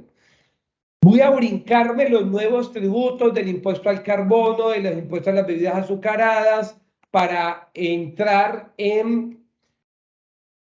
ya voy a llegar acá porque me da miedo que no me alcance el tiempo. Voy a colocar aquí rápidamente ingreso de base de cotización a personas naturales. Prácticamente va a quedar como hoy está. Y es, trabajadores por cuenta propia van a poder descontar los costos y gastos que puedan soportar con factura electrónica o van con una presunción de costos y gastos que lo definirá la UGPP. Vamos a tener los trabajadores independientes que no prestan servicios personales, van a poder hacer lo mismo. Acá el problema es que no se definió que era un trabajador por cuenta propia y que es un trabajador independiente. Un prestador de servicios personales es aquel que, por ejemplo, lo tiene contratado el Estado a través de una OP. Entonces, Roger Román es prestador de servicio de la Alcaldía de Bogotá y tiene su salario, entre comillas, pero cumple horario, cumple todo. Eso es un servicio personal. Ese no va a poder aplicar presunción de gastos, va a pagar su seguridad social sobre el 40%. Un trabajador independiente o por cuenta propia es aquel que desarrolla propiamente una actividad comercial. Ejemplo, un tendero. Entonces, voy a poder descontar mis costos y gastos o irme a una presunción, que ya eso sería definido por la UGPP, va a quedar muy similar como hoy lo tenemos. Este tema me encantaría explicarlo de forma muy detallada en materia de tributación internacional. Sé que la mayoría de los que están acá son MIPYMES, así que voy a pasar un poquitico esta página. Declaración de activos en el exterior, que en este momento nos acompañan más de 700 personas, porque quiero llegar a las facilidades de pago, quiero llegar a la exógena y esa sí que la quiero explicar de forma muy detallada. Vemos, hasta lo que llevamos acá, vemos cosas muy gravosas, cosas sin duda alguna a tener muy en cuenta. Declaración de activos en el exterior, el mayor cambio, los grandes cambios. Primero, incluye los del régimen simple de tributación. Dos, antes yo solo reportaba activos en el exterior que superaban 2.000 VTs. Ya ahora vamos a reportar, perdón, eran $2.000. Se me fue ahorita el valor, ahí está mal. Eran como 60 millones, creo que eran $20.000. Ahora nuevamente volvemos a partir de un solo peso, así que mucho cuidado con este tipo de declaración. ¿Qué quiero recordar acá también? El tema en materia penal. Estas conductas penales se reduce las conductas y también se hace algo muy importante que es la reincidencia en las conductas. Esto sí quiero detallarlo porque aún me sigo encontrando cuando hemos llegado a algunas compañías a ayudarlos en requerimientos especiales que se siguen vendiendo los famosos costos y gastos falsos. Tengan mucho cuidado con esas estrategias tributarias agresivas. Nótese en esto, la omisión de activos o inclusión de pasivos inexistentes pasó a 1.000 salarios mínimos, a 1.000 salarios mínimos. Es decir, que si tenemos 100 millones, si 1.000.000 de pesos, estamos hablando que pasa a 1.000 millones de pesos. Tengan mucho cuidado que si ustedes tienen pasivos por ello, pueden tener esa conducta penal. Dos, defraudación a la administración tributaria, es decir, hacer estrategias tributarias como costos falsos, documentos falsos, pasa de 250 salarios mínimos a un impuesto de 100 salarios mínimos, es decir, 100 millones de pesos. Entonces la norma dice, mire, cuando claramente sea una discusión bajo una razonabilidad, no habrá lugar a emprender una acción penal, pero que recordemos la acción penal es una denuncia ante fiscalía, compulsan copias a la fiscalía. Y entonces dirá, bueno, no hay problema porque yo contador o abogado, eso lo hizo fue el representante legal. Sí, pero recordemos que participaste dentro de esa actividad penal y puedes también tener compulsación de copia, así que tengan mucho cuidado con eso. Dos, la reincidencia. ¿Qué es lo que pasaba? Que la DIAN detectaba eso, entonces lo que hacía la DIAN era que compulsaba copia, iban y pagaban, porque pues ya una acción penal cualquiera va y paga, pero volvían a recaer. Entonces lo que dicen, no, ojo, si usted me vuelve a recaer, ya ahí sí continúa la acción penal y no se extingue la conducta punitiva por el simple hecho de pagar, porque ya usted viene una reincidencia. Como lo que pasa con los celulares, voy, robo un celular, me dan un día y voy, robo y pues simplemente ya yo sé lo que me voy a tener y pago y ya. Acá ya dejan claro y dicho, ojo, no, aquí no vamos a aceptar reincidencia.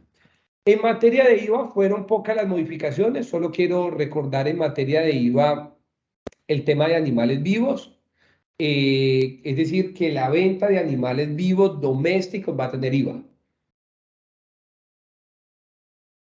Va a tener IVA. ¿Cuáles animales domésticos definió la norma? Gatos, perros, hurones, conejos, chinchilla. Yo no sé qué es una chinchilla. Hámster, bueno, sí está claro. Un cobayo, creo que es como si fuera un ratoncito también, solo un poco diferente. Creo que también como un ratoncito. Gerbos, yo no sé si es gerbos o yerbos. Creo que es yerbos. No sé qué es. Y los mini pigs. Ojo, no se confundan, yerbos, no son y chinchillas y cobayos. El cobayo no es caballo, no son caballos. Y también los espectáculos de toros, espectáculos de animales también van a tener IVA. Recordemos que cuando uno va a un espectáculo público, uno no paga IVA, pero aquí ya nos dicen, pues usted quiere ir a ver toros y quiere ir a ver perros o todo lo que tenga hecho con animales, ese sí va a tener impuesto a las ventas. Listo. Facilidades de pago y aquí ya comenzamos en nuestra recta final, donde esta es la parte de mayor importancia. Bueno, todo es importante lo que acabamos de decir, pero hay unas cosas muy positivas de la reforma tributaria acá, que por cierto, ya hasta que nos agota el tiempo, voy a aprovechar para extendernos un poquitico más, tal vez no vamos a tener espacio casi para preguntas, pero vamos acá con las retenciones en la fuente. Aquí nos ayuda a acabar un problema que tenemos de años. Las retenciones de la fuente que hoy son ineficaces por haber dejado de pagar. Ojo, entonces la norma me dice dos. Si usted tiene una retención en la fuente ineficaz por haber dejado de pagar 10 VTs, es decir, hoy son 380.000 pesos, pague lo dejado de pagar y ya vuelve a quedar con, ya sin que pague sanción por extemporánea. Es decir, es esa famosa discusión donde nosotros pagábamos o se pagaba tarde, pero el interés nos dio 1.000.000, 1.000 pesos y ya se daba como ineficaz la declaración. Entonces, ¿qué nos dice? Aquellas declaraciones. Entonces, son dos tipos. Las nuevas retenciones en la fuente, aquí en adelante, que paguemos y tal vez quede un pago inferior a 10 VT, vamos a tener un año para el pago máximo de ese valor de esa retención en la fuente. Es decir, yo tenía que pagar 10 millones, era el valor de la retención en la fuente. Lo pagué a los 5 días, pagué el interés, pero por alguna razón no pagué el interés que era y pagué menos de 10 VT. Entonces voy a tener hasta un año para pagarlo, no 2 meses, sino un año, pero ojo, los 10 VTs, siempre y cuando haya sido menos de 10 VTs, igual o menos de 10 VT. Dos, es que tengo una gran cantidad de retenciones en la fuente ineficaces porque me faltó pagar 5.000, 20.000, hasta 380.000 pesos, vamos a poderlos pagar el respectivo interés y no vamos a estar obligados a pagar sanción por extemporánea, ni vamos a estar obligados a pagar el impuesto por sanción de extemporánea, que termina siendo muy oneroso.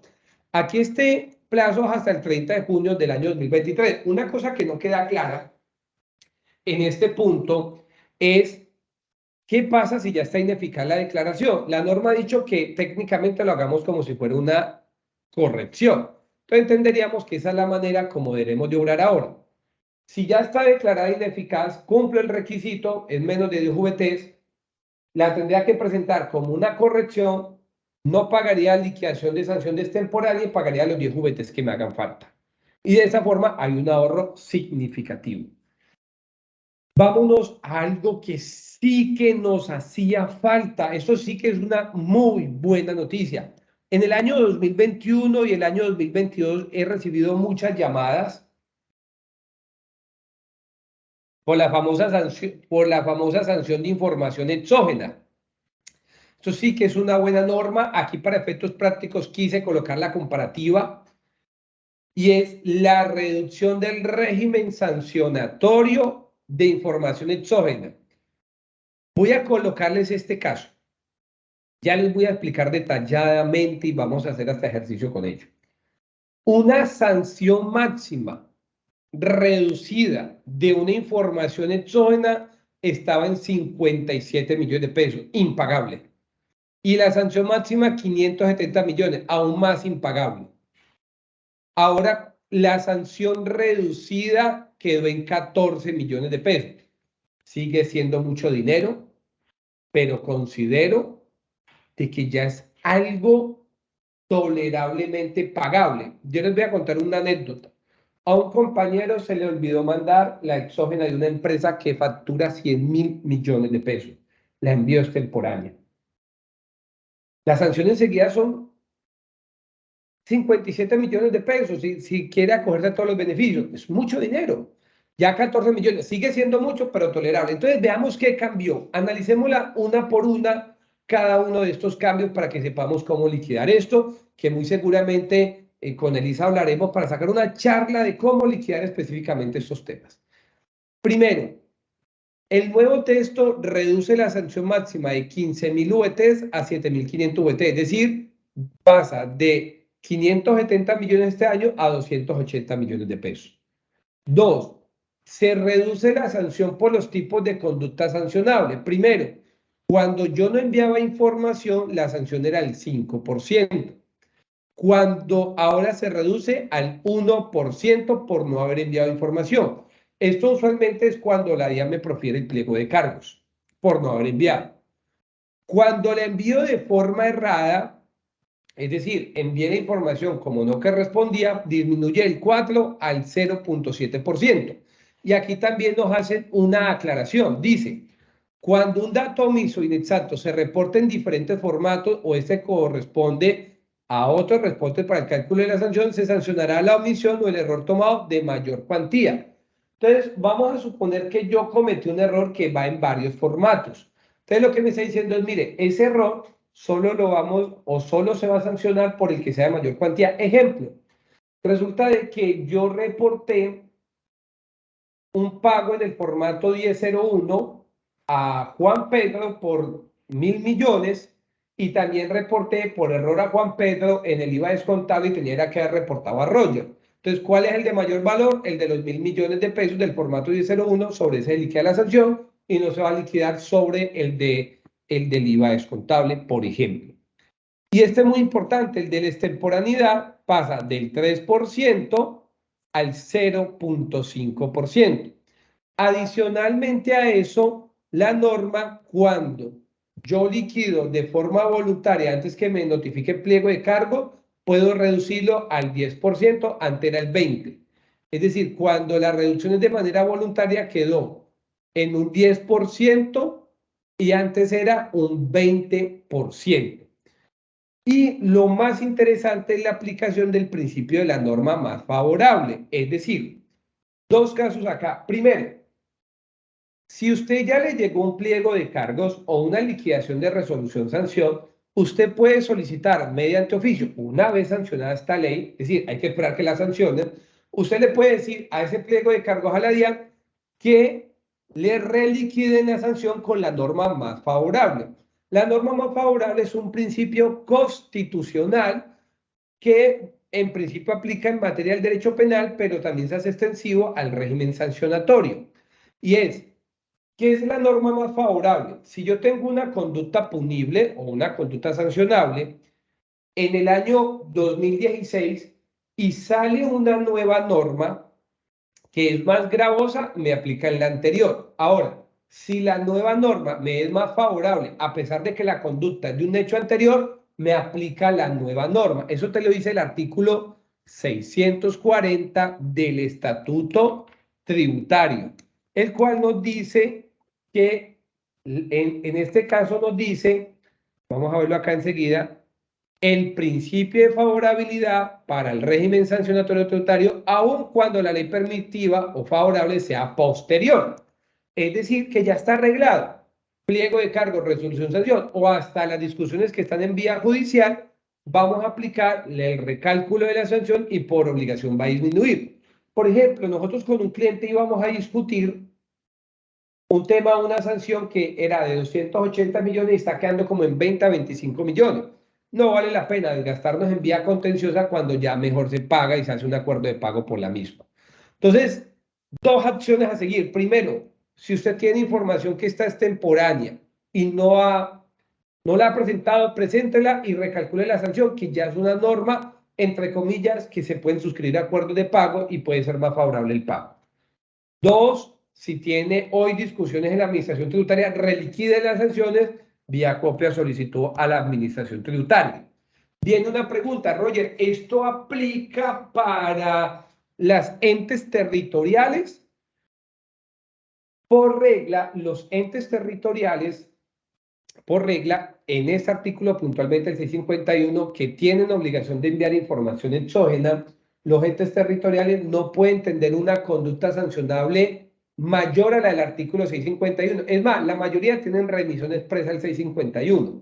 Por ende, esto al reducirse también va a aplicar por principio constitucional y también por el tema de territorialidad, va a aplicar esa reducción de sanción a los temas de exógena de los entes territoriales.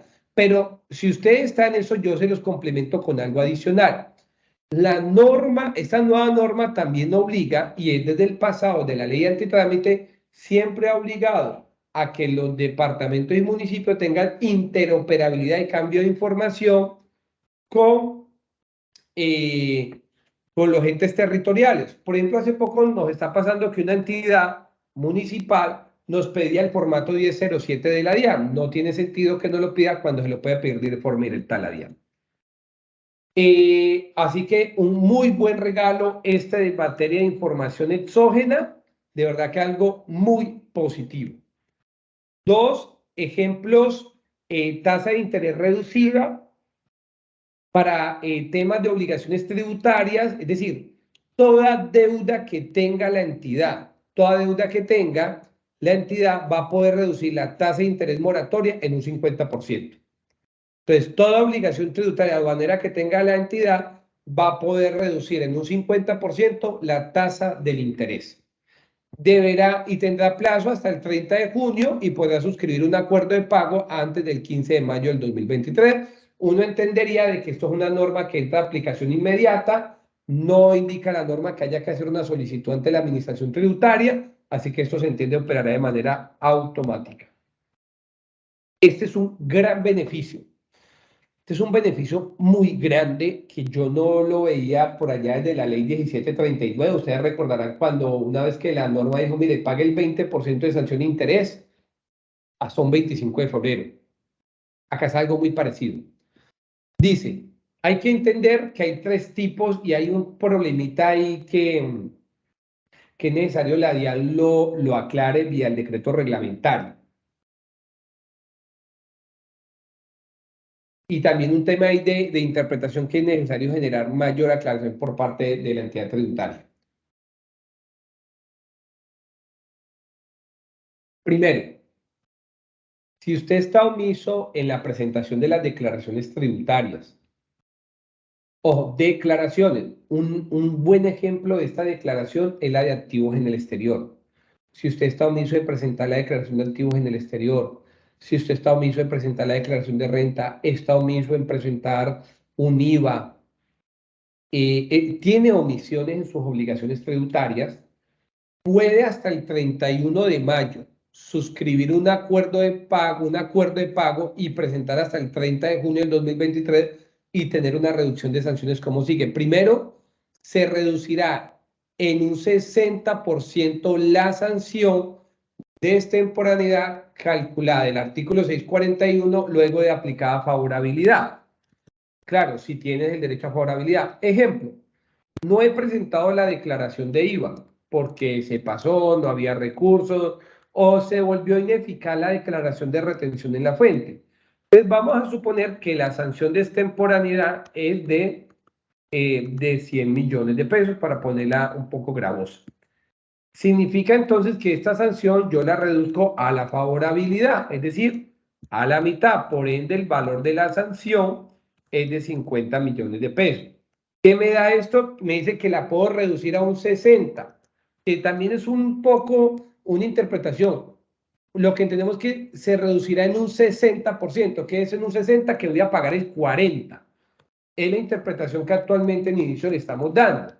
Entonces, se reducirá en un 40, es decir, voy a pagar una sanción de 20 millones de pesos. Lo mismo interpretamos con los intereses de mora. Entonces, nótese cómo acá estamos teniendo una eficiencia de prácticamente el 80% de la sanción. Claro, si puedes aplicar favorabilidad. Y si fuera el interés, aplicaría lo mismo. Se reduciría el interés de mora a la mitad. Ahora, una pregunta que uno se haría acá es si el beneficio puede ser concurrente. Es decir, como es una deuda vencida que yo tengo los 100 millones, ya la DIAN me dijo que yo puedo calcular la mitad del interés, es decir, que esto sería la mitad. Y uno entendería que si es posible, luego reducirla al 40%. Entonces, acá importante, va a ser muy necesario tener un decreto reglamentario de aclaración. Me han dicho que me reducen la tasa de interés a un 50 y fuera de eso uno habrá que validar si también fuera eso por la omisión puedo reducirla en un 40% en este caso. Entonces eso es para los omisos. Aquí hay otros para los que tienen actos administrativos. Uno le entiende que aplica para las obligaciones tributarias, dice los que le hayan notificado requerimiento para declarar, pliego de cargo, liquidación oficial, van a poder reducir ese acto administrativo al 20% del valor determinado en el acto. Entonces viene una pregunta, ¿me incluye sanción e interés o solo me incluye sanción? La norma y mi interpretación es que incluye sanción e interés, o interpretación de Roger, no de la firma. Mi interpretación es, incluye sanción e interés, porque es que el interés es un tipo de sanción. Entonces, quiere decir, por ejemplo, un pliego de cargos de la DIAN, yo puedo pedirle a la DIAN, señores DIAN, este pliego de cargos, por favor, recalcule el pliego de cargos con la nueva sanción de exógena y fuera de eso lo reduzco un 20%. Entonces, es la oportunidad, de verdad, una gran oportunidad de ponernos al día con muchas de las obligaciones tributarias que tengamos. Y la norma también nos dice, mire, lo mismo va a aplicar si usted corrige declaraciones que usted sabe que tienen esa actitud. Entonces, yo sé que esa declaración tiene un error, la tengo que corregir. Lo que no queda claro es si la reduzco en un 60 o la reduzco en un 20. Yo soy partidario de que es un 20. Entonces, vamos a hacer un checklist de las cosas para que la tengamos muy clara. Fíjense en estas reducciones tan interesantes, para que la tengamos muy clara. Primera acción, validar qué contingencias tenemos con la DIAN o de entes territoriales. Esta norma solo aplica para la DIAN. Faltará ver si los entes territoriales se acogen a estas reducciones. Pero primero, validar las contingencias que tengamos DIAN. Dos, validar las declaraciones ineficaces que tengamos. Tercero, validar los actos administrativos o discusiones administrativas que tengamos con la DIAN. Y cuarto, validar las obligaciones que tengamos vencidas o deudas que debamos a la DIAN para aprovechar todos estos descuentos, que valdrá la pena hacer una charla específica sobre esta materia. Entonces, vámonos a conclusiones. ¿Es buena, mala la reforma tributaria? Hablemos de las cosas buenas. Primero lo bueno. Lo bueno, reducción de las sanciones en materia exógena. Creo que es muy bueno. No, la oportunidad de ponernos al día con la DIAN lo considero muy bueno. Tercero, renta exenta de pensiones lo considero muy positivo. Cuarto, aunque no lo coloqué, ya se deja detallado el tema de lo que es la factura, el impuesto a través del envío de factura electrónica. Ya lo deja claro que es para los omisos. Quinto, extiende la posibilidad del término para actualizar el registro, el registro como régimen tributario especial para la GESAL hasta el 30 de junio. 5 cosas buenas que le voy viendo a la reforma. Sexto, bueno, que hay que reconocerlo, que aunque haya derogado, deja claro de una vez la norma el tema de los derechos jurídicos consolidados. 6 cosas buenas que le veo a la reforma y que hay que aprovechar estas 3 primeras de una. No expliqué lo del IVA, ustedes dirán, Roger, faltó que explicaran lo del IVA y las declaraciones bimestrales y la sentencia de nulidad. Lo he dejado para otra charla para explicar ese tema, pero también es una buena oportunidad. Si usted tenía presentado las declaraciones en unos bimestres diferentes, es la oportunidad de poder corregir todo este tema. Voy con los aspectos que considero negativos y ahí voy con los aspectos que considero anticonstitucional. Que por cierto, nuevamente a todos los conectados los invito a que nos sigan en nuestras redes sociales. Primeramente los invito a la red social de ELISA, que en Instagram, si no estoy mal, sale como ELISA Software. Los invito a que nos sigan en el INSP, que es el Instituto Nacional de Contadores Públicos. A través de las redes sociales sigan tanto a ELISA como al Instituto Nacional de Contadores Públicos. Russell Bedford también los invito a que nos sigan en nuestros canales de Instagram y YouTube. Los invito a que también pueden consultar nuestro LinkedIn, Roger Román Sánchez, WhatsApp, y en nuestro canal y también en nuestro Instagram que salimos como Roger Román Sánchez, es el Instagram como sale. Vuelvo a las cosas negativas. Cosas negativas. La tasa mínima de tributación creo que es algo errado. Creo que nos pasamos de criollos en esa forma como lo hicimos. Sin duda alguna es algo que no lo veo positivo y ya ahorita voy a hablar de la constitucionalidad. Dos, las el aumento del impuesto en la tarifa del dividendo, creo que fue un incremento excesivo, prácticamente da a entender que Colombia no da seguridad jurídica a los contribuyentes, prácticamente se aumentó en un 100%.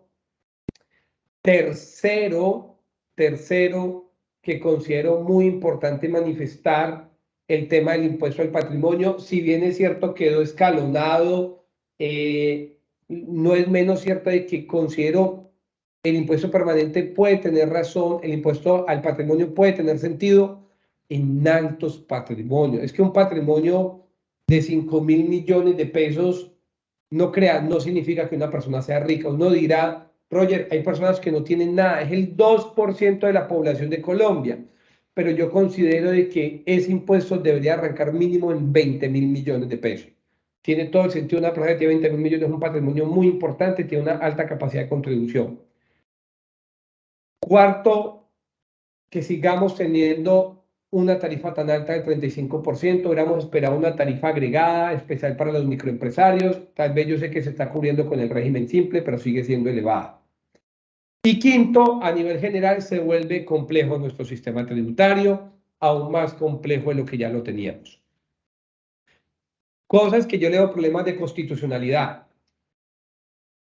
Tasa mínima de tributación, vamos a estar pagando tasa mínima de tributación con base en la utilidad contable, eso está prohibido porque hay una norma especial que es el derecho tributario, vamos a pagar sobre norma contable, también vamos a pagar doble tributación en algunos momentos.